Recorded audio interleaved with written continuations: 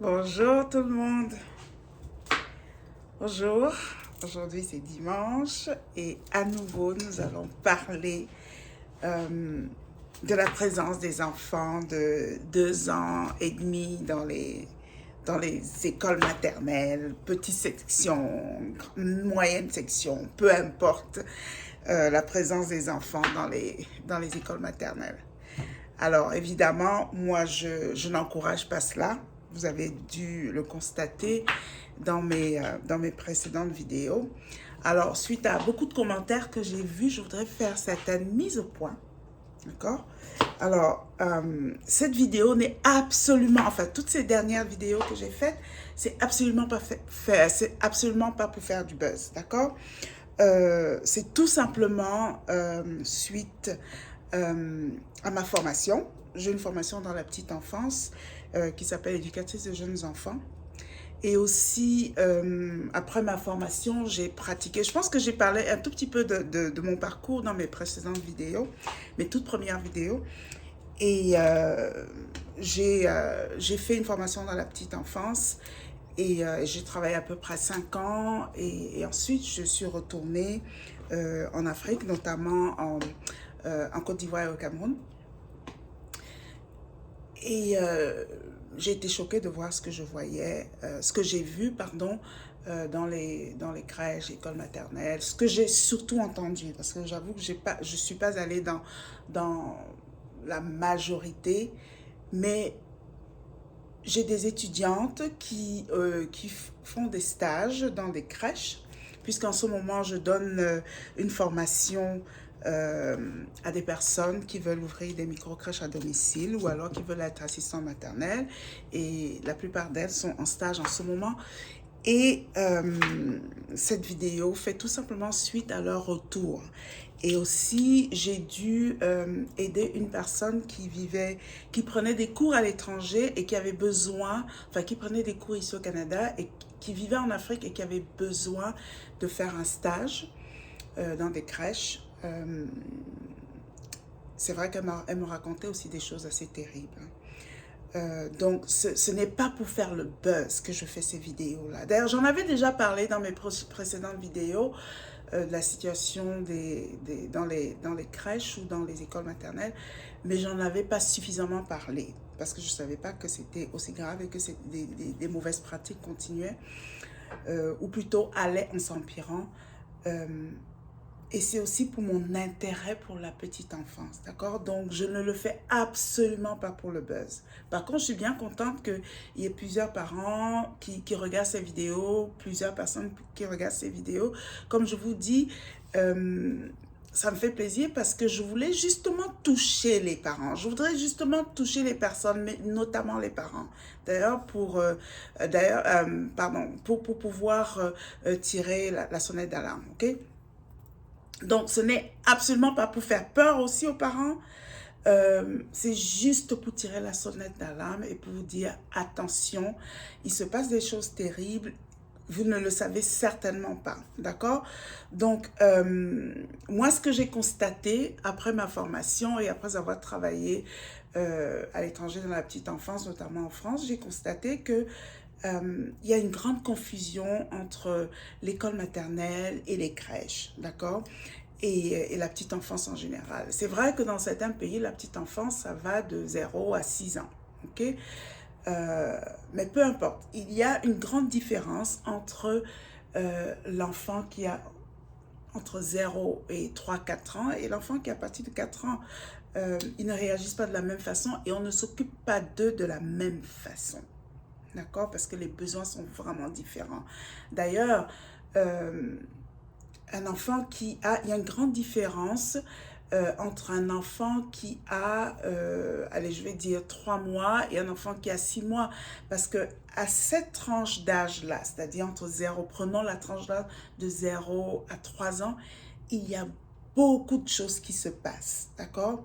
Les différences sont visibles, alors que cette différence n'est pas visible entre un enfant, je dirais, enfin, un jeune adulte de 18 ans et un autre de 19 ans. D'accord? La différence n'est pas tellement là. Mais dans la petite enfance, La différence est là. Un mois compte. Un mois de différence, c'est beaucoup, c'est très important dans la petite enfance. C'est pour ça que c'est des périodes de la vie d'un enfant qui doivent être prises au sérieux. D'accord? 2 mois, ça compte. Vous voyez la différence? Les enfants qui ont 3 mois de différence, vous voyez dans leur comportement. D'accord? Ils ne se conduisent pas de la même façon. Donc, et ce qui me met aussi en colère, c'est que certains promoteurs d'écoles maternelles profitent de cette ignorance des parents. Ce n'est pas la faute des parents. Il y a beaucoup de parents qui ne connaissent pas, tous ces détails dont je suis en train de vous parler et qui pensent qu'en mettant leurs enfants dans des écoles maternelles, l'enfant va apprendre tout de suite à écrire, il va apprendre tout de suite, il connaîtra l'alphabet tout de suite, il sera en avance, voilà. C'est ce que beaucoup croient, mais c'est pas vrai. Oui, ok, il va apprendre l'alphabet parce que, bon, les enfants ont de bonne mémoire, hein. Il va savoir ce que c'est que ABC, mais ça ne veut absolument rien dire. D'accord? Ça veut absolument rien dire. Donc, ça me révolte, le fait qu'on profite de l'ignorance des parents à ce niveau-là. C'est pour ça que je fais toutes ces vidéos. Ce n'est pas pour faire du buzz. Et surtout, ce qui me révolte, c'est que les principales victimes, ce ne sont même pas les parents. Ce sont les enfants, les principales victimes. Ce sont les enfants. Savez-vous que un enfant, les enfants qui ont entre 0 et 4 ans, allez, prenons les enfants qui ont 2 ans et demi, leur attention, la durée de leur attention sur une tâche ou sur un jeu, c'est 15 minutes, 15-20 minutes. Et vous allez laisser des enfants à l'école maternelle où on va leur exiger de rester pendant 1 heure, 2 heures assis. Et vous avez des enfants qui bougent beaucoup, vous allez les obliger à rester assis. Et si l'enfant ne reste pas assis, on va le taper. On va lui dire, tu es têtu, tu n'écoutes pas. Non, il n'est pas têtu. Non, c'est pas qu'il n'écoute pas. C'est qu'à cet âge-là, le corps a besoin de bouger. D'accord? À cet âge-là, le corps a besoin de bouger, a besoin de monter, de descendre. Ok, on peut leur apprendre à se calmer un tout petit peu pendant une demi-heure et puis après ils repartent. La preuve, c'est que dans beaucoup de crèches dans les pays occidentaux, on exige, c'est une obligation pendant l'heure de pause, on va dire à midi et demi, on exige que les enfants puissent se reposer une demi-heure, même s'ils ne dorment pas, d'accord? Qu'ils puissent se reposer. Mais les enfants à cette tranche d'âge, ils ont besoin de bouger, d'accord? Ils ont besoin de bouger, ils ont besoin d'attention, ils ont besoin d'apprendre, ils ont besoin qu'on s'occupe d'eux. Je l'ai déjà dit dans ma prochaine vidéo. Qu'est-ce que vous voulez qu'une maîtresse qui a 30 enfants, 20 enfants va s'occuper de ces enfants-là, va être patiente? Elle ne peut pas. Parce que d'ailleurs, ça bouge dans tous les sens. Et l'enfant ne comprend pas que vous allez lui interdire de bouger, que vous allez lui interdire de jouer. À cet âge-là, ils apprennent par le jeu. Ils ont besoin de jouer pour apprendre. Ils ont besoin de jouer pour apprendre. Je vais vous prendre un exemple tout bête. Vous faites de la pâtisserie et vous apprenez à l'enfant, par exemple, à compter. Allez, on va mettre 3 cuillères de farine. Allez, on va faire les crêpes. Et là, on va mettre de la farine. On va mettre 3 boîtes de farine. Je prends un exemple vraiment bête. Allez, 1, 2, 3. Alors là, l'enfant apprend, il est curieux de voir ce que c'est que ça va donner, qu'est-ce que ça signifie faire des crêpes, enfin bref, il va apprendre, il sera content et en même temps, il va apprendre à compter. Ça, c'est apprendre par le jeu. Ou alors, lui-même, il expérimente des choses c'est en expérimentant et c'est en jouant qu'il apprend. Il n'a pas besoin de rester dans une salle de classe pendant 2-3 heures. Au contraire, il reste dans une salle de classe pendant 2-3 heures, il n'apprend rien. Il n'apprend rien. Moi, j'ai grandi, à l'époque, moi, quand je grandissais, on n'avait pas forcément de poupées. On n'avait pas forcément de poupées. Vous savez ce qu'on faisait? On allait dans la cour, on arrachait des touffes d'herbe et on enlevait la terre et les petites racines, c'était les cheveux des enfants. Et on jouait avec, on avait de la créativité. On allait prendre, on allait ramasser des boîtes de tomates qu'on lavait. On allait voler le riz, pardon, maman. On allait voler du riz et on faisait la cuisine comme nos mamans. Ça s'appelle apprendre par le jeu. Mais les boîtes, si elles étaient mal coupées, ça nous blessait. Eh bien, on apprenait. La prochaine fois, on saura qu'il faut faire attention. D'accord? Ça, c'est apprendre par le jeu. Qu'est-ce que vous allez enfermer les enfants pendant 3 heures, pas 3 heures, mais 8 heures ou 6 heures dans une salle de classe? Qu'est-ce qu'ils apprennent? Alors que vous les mettez dans un certain milieu où ils sont 10, où ils sont peut-être 10 ou 15 ou 10, parce que j'aime bien le chiffre 10 parce que c'est très possible de s'en occuper. Vous les laissez jouer, vous les guidez, vous posez des questions, vous leur montrez des choses. Ils apprennent 15 fois plus. Au lieu de les mettre dans les salles de classe et ils sont, au contraire, ils sont assis là, ils ne comprennent même pas ce qui se passe. Vous bloquez même leur créativité et leur imagination. Et puis, il y a cette histoire d'uniforme, oh mon Dieu.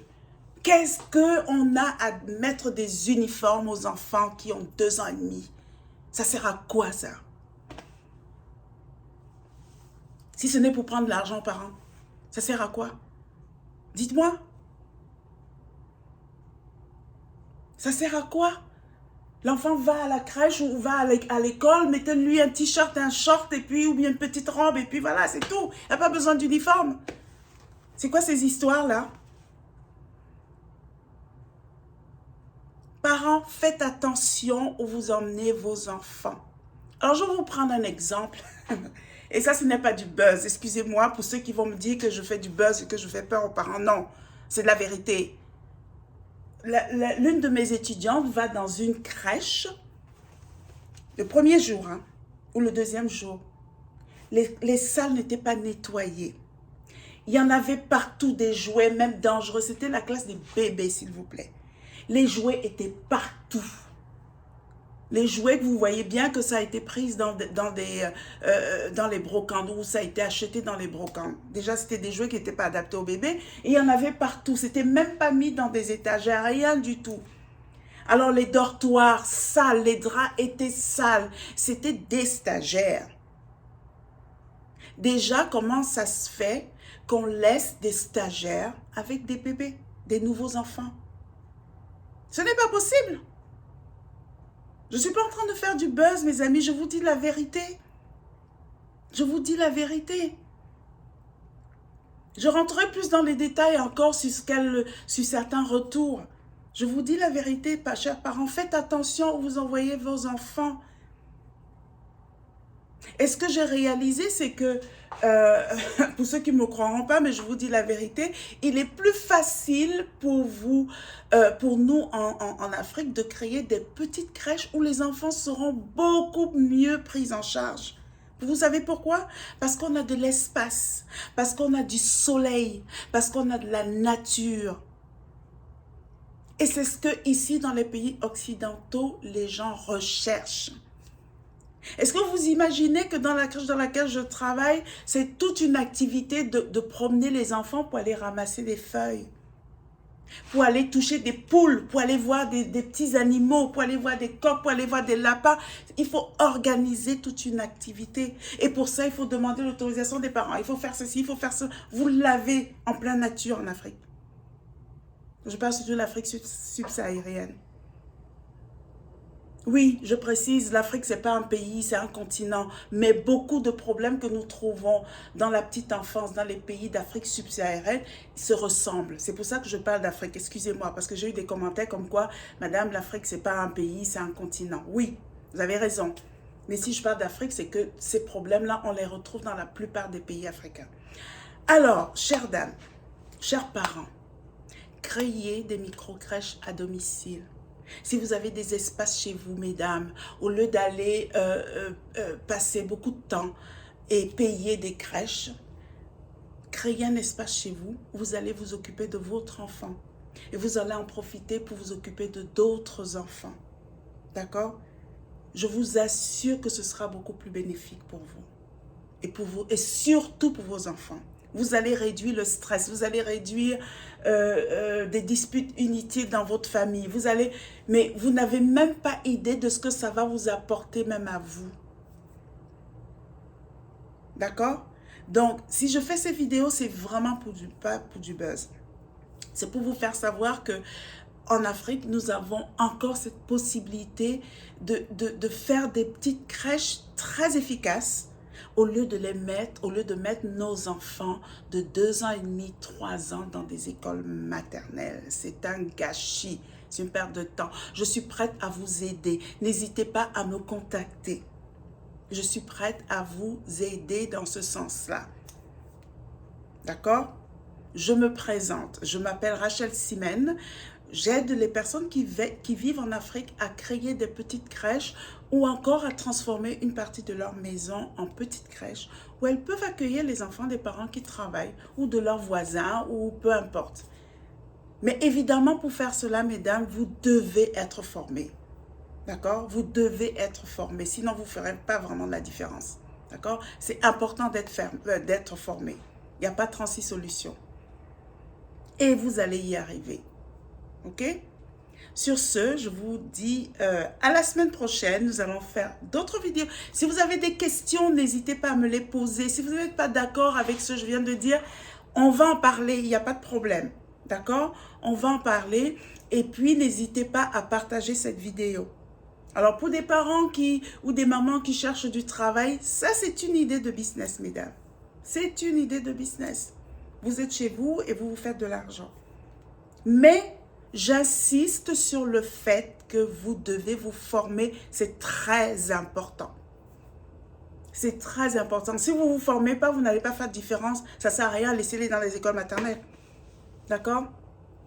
Alors, il y avait une autre dame qui a fait comme remarque, qui m'a dit, mais c'est encore mieux de laisser ses enfants dans les écoles maternelles surchargées que de les laisser à des nounous qui vont les tuer ou qui vont les voler. Moi, je trouve pas que c'est mieux. Vous retardez le problème, c'est tout. Je trouve pas que c'est mieux. D'accord? Justement, ces nounous-là, il faut les former. Si vous les formez, elles vont faire un bon travail. D'accord? N'acceptez jamais les nounous qui ne sont pas formés. Plus elles seront formées, moins elles feront des bêtises. Vous savez pourquoi? Parce qu'elles connaîtront le développement de l'enfant. Elles ne vont pas s'énerver après les enfants. Elles sauront comment mieux gérer les enfants. Avoir une formation fait toute la différence. Avoir une formation fait toute la différence. Donc, j'insiste sur le fait que je ne fais pas de buzz. Je veux tout simplement tirer la sonnette d'alarme, informer les parents de ne plus faire souffrir leurs enfants. Je sais qu'ils le font inconsciemment, mais quand même, ils le font. J'ai l'exemple de mon frère dont la copine, justement, avait mis son enfant de 2 ans et demi à l'école maternelle. Un jour, l'enfant est retourné de l'école. On l'avait attaché avec une sorte de drap et tout. Pourquoi? Parce qu'il avait fait pipi sur lui. Il avait fait caca sur lui. 2 ans et demi, qu'est-ce qu'il fait à l'école maternelle? Et un autre exemple que je vais vous donner, j'ai mon petit frère qui n'a même pas fait l'école maternelle, qui est allé directement en CP. Il était brillant. Et il a eu une scolarité réussite. Il n'a pas eu besoin d'aller à l'école. Il était à la maison parce qu'il y avait une personne pour pouvoir s'occuper de lui. D'accord? Je n'interdis pas de mettre les enfants dans les écoles maternelles. Ok? Mais faites attention, si vous les mettez dans des écoles maternelles à 2 ans et demi, d'ailleurs pour moi, ce n'est pas l'école maternelle, c'est une crèche, oui. Pardon, où il y a très peu d'enfants et où on s'occupe bien de lui, pourquoi pas? Mais la réalité, c'est pas ça. La réalité, c'est absolument pas ça. Et d'ailleurs, ces écoles maternelles où il y a très peu d'enfants et où on s'occupe très bien des enfants, c'est des crèches ou des écoles maternelles très chères qui ne sont pas à la portée de tout le monde. D'accord?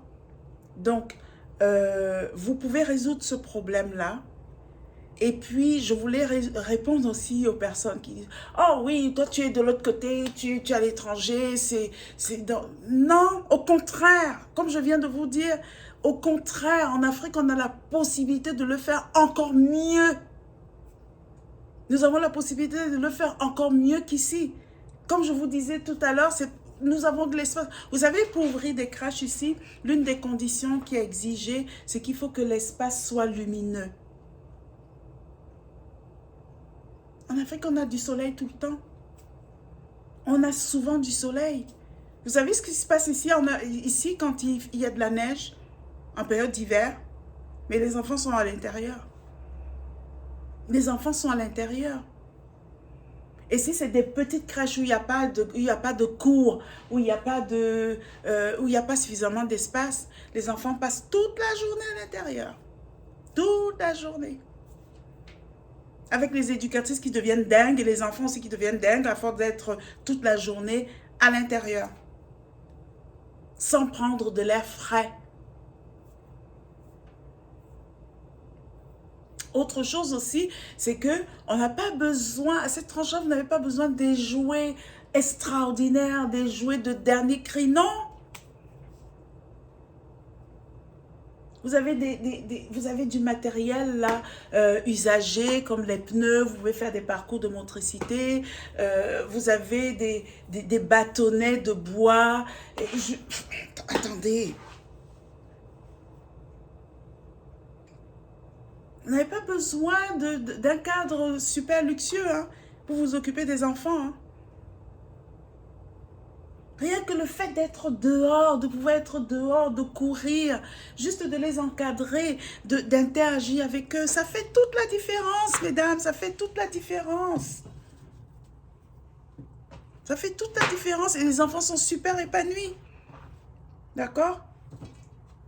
Donc, il y a beaucoup de choses à faire et on peut le faire. Mais seulement formez-vous, mesdames, d'accord? Et chers parents, renseignez-vous sur les conditions d'accueil de vos enfants dans ces écoles-là, d'accord? Et si, mesdames, vous ne travaillez pas, au lieu d'envoyer vos enfants dans des écoles qui accueillent les enfants de 2 ans et demi, gardez-les chez vous. Je vous dis la vérité, gardez-les chez vous, occupez-vous-en. Si vous avez besoin de travailler, ben, décidez de garder d'autres enfants et vous faites de l'argent. Par contre, formez-vous. Par contre, formez-vous, mesdames. C'est très important de se former. Vous ne pouvez pas y arriver si vous vous formez. Vous ne ferez jamais de différence si vous ne vous formez pas. Vous formez sur le développement de l'enfant. Comment est-ce qu'on accueille les enfants? Comment est-ce qu'on assure la sécurité de l'enfant? Comment est-ce qu'on assure l'alimentation de l'enfant? Vous devez vous former. C'est important. D'accord? Voilà.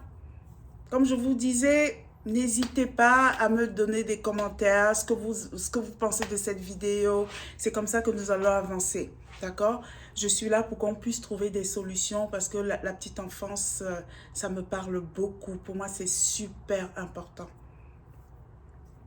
Super important. Je vous parlerai dans une des prochaines vidéos les problèmes que mes étudiantes rencontrent dans les écoles. Vous n'allez même pas y croire comment on gâche l'avenir des enfants. Vous ne pouvez même pas imaginer. Aujourd'hui encore, je prends juste un exemple, une petite fille de 13 ans qui commence à peine à parler. Pourquoi? Parce que comme elle a pris du temps pour parler, ses parents l'ont mise plutôt dans une école pour sourds et muets. Alors que l'enfant, elle entendait bien, mais elle avait juste un petit retard dans le langage, c'est tout. Donc, il y a beaucoup d'erreurs comme ça qui sont faites par ignorance. Ok? Voilà, je vous dis à très bientôt. Partagez la vidéo, likez la vidéo et laissez-moi vos commentaires, s'il vous plaît. À bientôt.